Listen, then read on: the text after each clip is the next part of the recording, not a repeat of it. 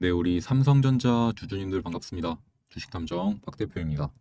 현재 삼성전자의 주가가 10만 9,500원 부근에서 거래가 이루어지고 있습니다. 그래서 과연 앞으로 어떠한 흐름을 보여주게 될 건지 많은 주주님들께서 좀 궁금하실 것 같은데, 일단 지금 이 구간 있죠. 여기를 뚫어내야지만 추가적인 상승이 조금 가능한 그러한 자리에 와 있어요. 그래서 11만 원의 재돌파 여부가 굉장히 중요한 포인트가 될 것 같고, 그리고 여기를 뚫어낸다라고 하면은 과연 앞으로는 어디까지 더욱더 좀 기분 좋게 올라갈 수 있을지, 그런 이야기 한번 드려볼 거니까 오늘 영상도 집중해서 끝까지 시청 부탁드리고, 영상 시작하기 앞서서 좋아요 버튼과 구독 버튼 한 번씩 눌러주시면서 오늘 영상 빠르게 한번 시작해 보도록 하겠습니다. 일단 삼성전자라는 종목 자체는 단기적인 실적도 당연히 중요하긴 하겠지만, 그런데 이러한 단기적인 실적보다는 전체적인 좀 숲을 봐야 되는 종목 중 하나입니다. 다시 말해서 이 산업에 대한 사이클, 그리고 이 삼전과 엔비디아, 즉 이제 HBM 시장이죠. 결국은 이 HBM 시장이 어떠한 식으로 돌아가고 있는지, 메모리 반도체랑 비메모리 반도체 시장이 어떻게 돌아가고 있는지, 이러한 좀 산업에 대한 전반적인 인사이트가 필요한 종목 중 하나가 삼성전자이기 때문에 일단 관련된 이슈들부터 한번 체크를 해보도록 하겠습니다. 일단 이걸 보시게 되면은 삼성전자의 4분기 디램 1위 탈환, 범용 가격 상승, HBM 회복이라는 이제 기사가 나와 있는데, 제가 이번 4분기에 삼성전자의 실적이 조금 굉장히 좋게 나올 거다, 저는 이제 현업 찌라시를 통해서 얻어온 정보를 여러분들한테 말씀드리면서, 찌라시이긴 한데 이 찌라시에 의하면은 삼전의 4분기 실적이 어닝서프급으로 나오게 될 거다 라는 이야기가 돌고 있다라고 이미 지난번부터 말씀을 드렸었죠. 이게 제가 11월 17일부터 말씀을 드렸던 내용인데, 여기 보시면은 삼성전자의 4분기 실적이 생각보다 엄청 좋을 것이다, 어닝 서프라이즈 급으로 나올 것이다, 반도체 가격 상승 속도가 주 원인인데, 이거 덕분에 이제 삼성전자 10만 원 이하는 다시 못 올 것 같다라는 이제 그러한 뷰가 시장에서 현재 지배적이었다. 그래서 SK 하이닉스보다 삼성전자에 대한 바이콜이 압도적으로 높은 상황이다. 내년 3전의 영업이익이 100조 이상이 예상이 되고 있고, 분기별로 25조 이상이 예상이 되고 있다.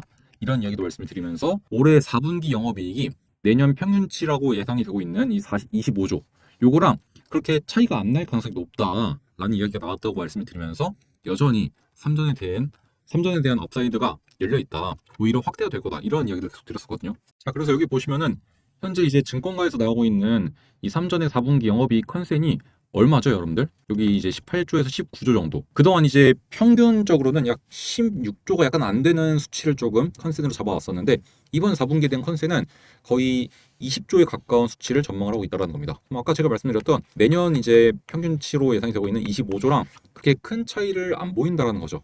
그래서 아마 저 찌라시가 어느 정도 좀 신빙성 있는 찌라시가 맞았다라는 말씀을 좀 드리고 싶고, 저런 내용들 제가 가장 발빠르게 제가 운영하는 소통방에서 이렇게 전달드리고 있으니까, 이런 내용들을 여러분들이 조금씩 보시면은 정말로 이제 투자를 하실 때 좀 인사이트도 키우시고 그런 측면에서 좀 많이 도움이 될 거다. 그래서 소통방 한 번씩 들어오시면 좋을 것 같다라고 말씀을 드리겠습니다.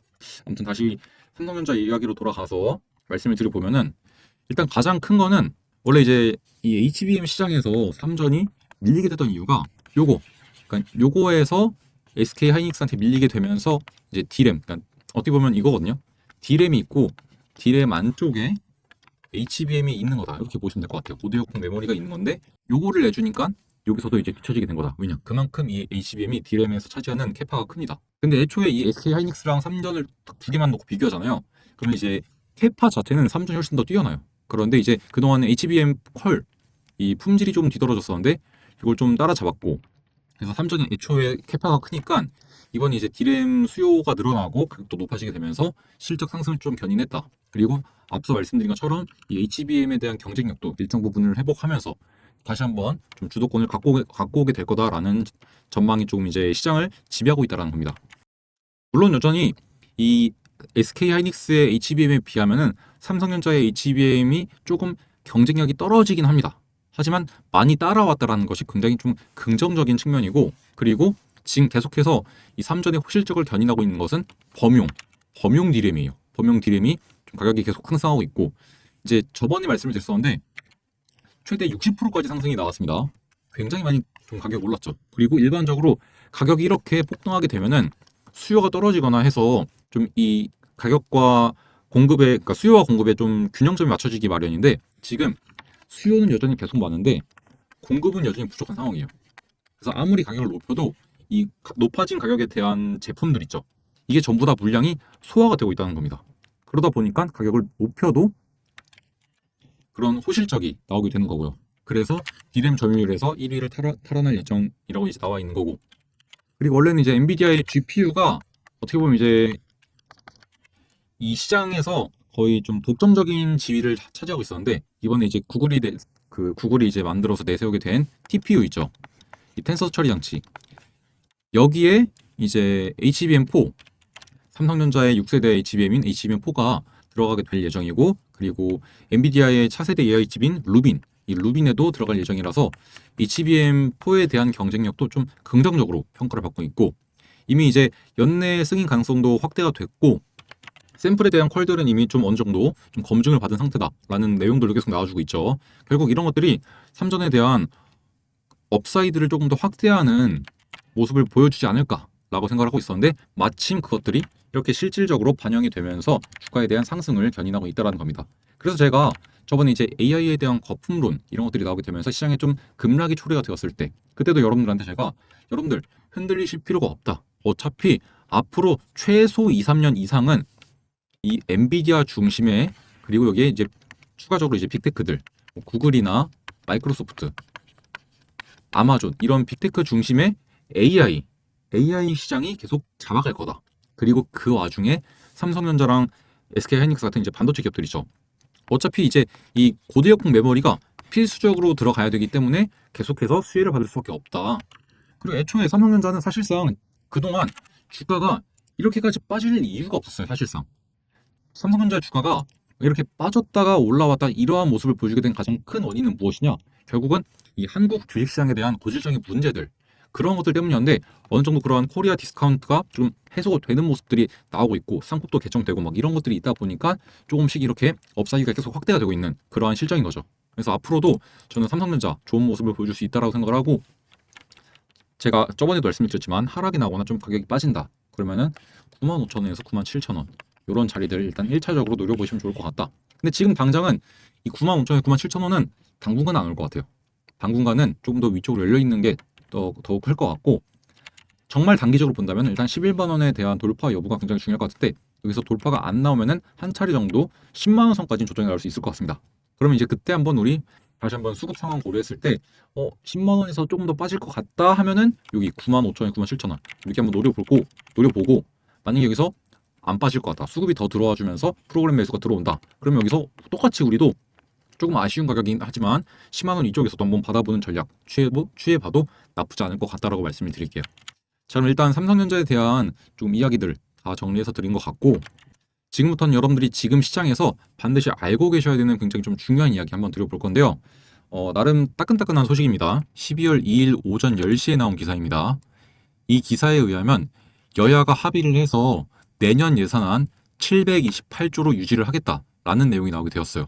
이게 굉장히 중요한 포인트가 뭐냐면은, 여러분들도 아시다시피 이 정부 정책과 관련이 있는 종목들을 좀 공략을 하면은 정말로 큰 수익을 가져갈 수 있어요. 이게 왜 중요하냐면, 일단 제가 과거에도 한번 이렇게 정책 관련해서 종목들을 정리해드린 적이 있었거든요. 이때 이제 대표적이었던 종목이 이제 코나아이라는 종목인데, 이 코나아이 지역화폐 관련주로서 이렇게 단기간 내 급등을 만들어내면서 제가 6월 3일 날에 말씀을 드렸는데, 그때부터 잡아내셨으면은 한 4거래일 정도 만에 80%가 넘는 상승을 가져갈 수 있었습니다, 여러분들이. 그리고 이제 여러 가지 섹터가 있긴 한데, 여기서 가장 눈에 띄는 게 또 이제 AI 관련된 거니까, AI 데이터 센터 관련주로 제가 말씀을 드렸던 GNC 에너지, 이 녀석 또한 이때가 이제 6월 4일이거든요.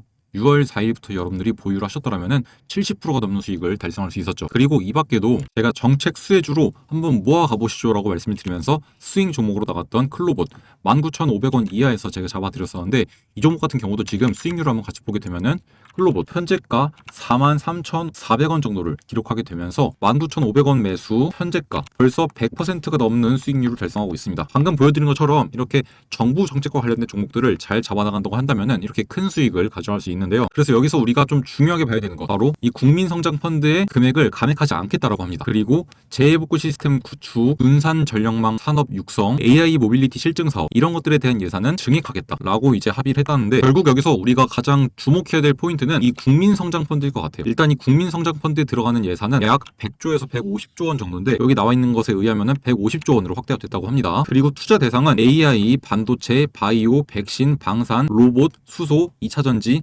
디스플레이, 미래차 이런 10대 첨단 산업과 밸류 체인을 포괄한다고 하는데 그래서 중요한 게 결국엔 어떤 식으로 포트폴리오를 구성하고 그리고 그 와중에 어떠한 종목들이 수혜를 받을 수 있을지를 우리가 캐치하는 것이 가장 중요합니다. 그럼 역시나 가장 많은 자금이 들어가는 것이 가장 많은 수혜를 볼 수 있는 섹터겠죠. 그래서 보시면은 가장 많은 자금을 수혜를 받은 곳이 바로 인공지능 AI 섹터입니다. 쉽게 말해서 내년도에도 AI 섹터가 아주 강세를 보일 수 있다는 거겠죠. 그래서 저는 많고 많은 AI 관련 종목 중에서 이 종목을 이제 좀 히든 종목으로서 발굴을 해봤는데요. 제가 이 종목을 발굴한 이유는 크게 두 가지입니다. 일단 보시다시피 계속된 매집에 대한 흔적이 이미 확인이 되었고 첫 번째와 두 번째 매집 이후에 큰 상승을 만들어냈었고 그 다음에 이때도 한 번 더 매집을 했는데 이때 이후에는 쭉 가격이 하락을 했죠. 즉 앞서서 들어왔던 자금이 뒤에서 빠져나간 흔적이 없다라는 겁니다. 그리고 241선 부근에서 다시 한번 안착을 하면서 보합 흐름을 이어가고 있는 모습을 보여주고 있고요. 이렇게 세력들이 지금 들어와서 안 나가고 있다라는 것이 차트상으로도 명확하게 보여지고 있고 어떻게 보면 가장 중요하다고 볼 수 있는 재료가 너무나도 확실합니다. 여기 보시는 것처럼 자체적인 언어 모델 개발 역량과 빅데이터 분석 능력 그리고 음성 인식 등 다양한 AI 기술을 보유하고 있어서 정부 정책에 수혜가 예상이 되는 대표적인 기업 중 하나로 꼽혀지고 있고 지금 단기적으로는 대형 IT 기업들 네이버나 이러한 기업들 중심의 하드웨어 관련 종목들이 주목을 받고 있지만 중장기적으로 본다면은 이 종목처럼 독자적인 모델과 솔루션을 갖춘 소프트웨어 기업이 앞으로 시장에 대한 관심이 더욱더 커지게 되면서 더 큰 상승이 날 수밖에 없다라는 겁니다. 자, 그러면 상승을 위한 세 박자가 모두 다 갖춰졌죠. 첫 번째, 세력들의 개입이 이루어져 있고 두 번째, 독자적인 기술력도 갖고 있고 세 번째, 정부 정책의 수혜가 예상이 되는 종목 중 하나이다 라는 완벽한 삼박자가 갖춰진 종목이라는 겁니다. 여기에 한 가지 더 얹자면은 차트상으로 자리도 굉장히 좋은 자리라는 거죠. 왜냐하면 여러분들 이러한 거래량들은 개인들이 만들어낼 수 없겠죠.